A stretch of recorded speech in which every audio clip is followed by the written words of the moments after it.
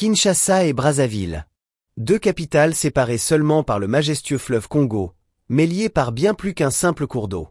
En réalité, les habitants de ces deux villes forment un même peuple, unis par l'histoire, la culture et la vie quotidienne.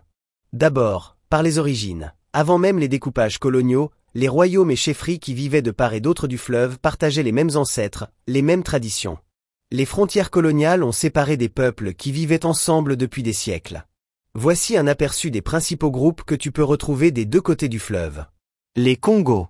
Majoritaires au sud de Brazzaville et dans le Bas-Congo, RDC. On y retrouve des sous-groupes comme les Bas-Congo, Lahari, Vili, Yombé, Béambé, Sundi.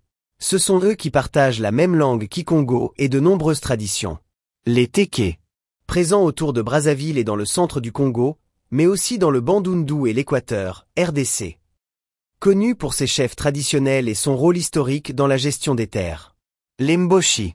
Installés surtout au nord du Congo, vers Owando, Makwa, mais aussi présents dans le nord-ouest de la RDC. Ce peuple est souvent associé aux traditions guerrières et a une forte influence politique au Congo-Brazzaville. Les Ngala Bangala. Très présents en RDC, Équateur, Mongala, Sud-Ubangi, mais qu'on retrouve aussi en partie côté Congo. Le fleuve, loin d'être une frontière, était un pont naturel de communication, de commerce et d'échanges familiaux. Ensuite, la langue. Qu'on soit à Kinshasa ou à Brazzaville, le lingala résonne dans les rues, dans les marchés, dans la musique. Cette langue commune est le ciment qui rapproche et unit, au-delà des accents ou des expressions particulières. La culture aussi est partagée, même manière de célébrer la vie à travers la musique, la danse, la mode, le respect des anciens, la convivialité autour d'un repas. Et justement, en parlant de nutrition, que l'on traverse à Kinshasa ou à Brazzaville, on retrouve les mêmes saveurs. Le sakasaka, le poisson braisé, le foufou, ou encore les grillades de rue. Ces plats, symboles d'une identité commune, rappellent que la table congolaise ne connaît pas de frontières.